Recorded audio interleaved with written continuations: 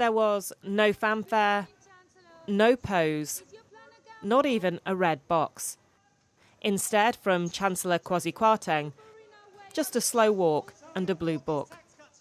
But inside that document, the most dramatic shake-up in economic policy for half a century. I now call the Chancellor of the Exchequer to make a statement. He began by restating plans to cap energy prices, but then quickly turned to his central argument. As a government, we will focus on growth, even where that means taking difficult decisions.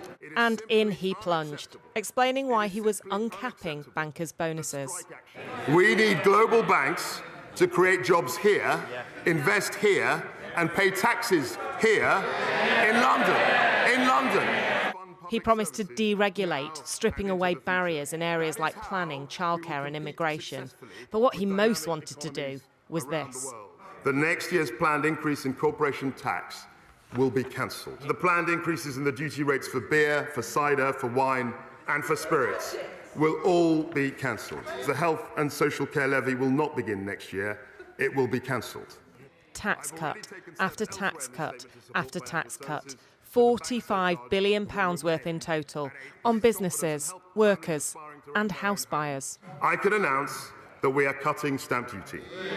But still, we didn't expect this. The Chancellor turning to the 45% rate of tax paid on earnings above £150,000. But I'm not going to cut the additional rate of tax today, Mr. Speaker. I'm going to abolish it altogether. That, alongside confirmation that he will scrap the cap on bankers' bonuses.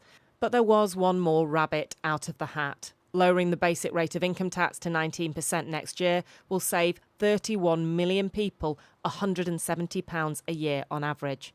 Not quite as much as the £55,000 that someone earning £1 million will save from the cut to the higher rate.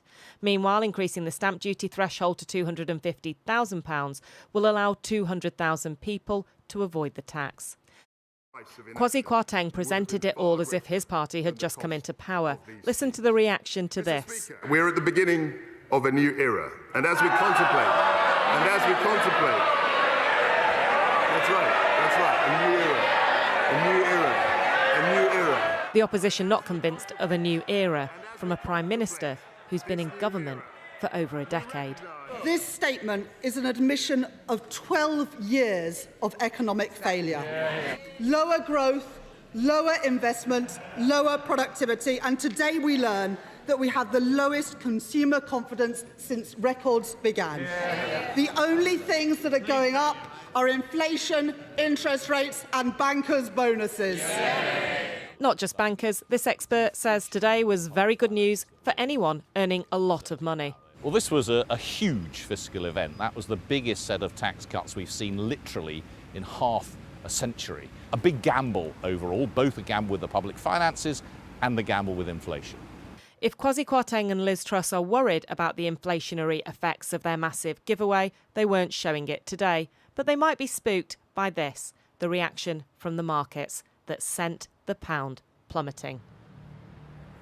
Kwasi Kwarteng has been accused of delivering a budget for the rich. The Resolution Foundation says that 65% of the personal tax cut gains go to the top fifth of households. 12% is shared by the bottom half. He says that everyone's wages will increase. Is he right? One Conservative MP said to me, "It is either brilliant or bonkers. Only time will tell."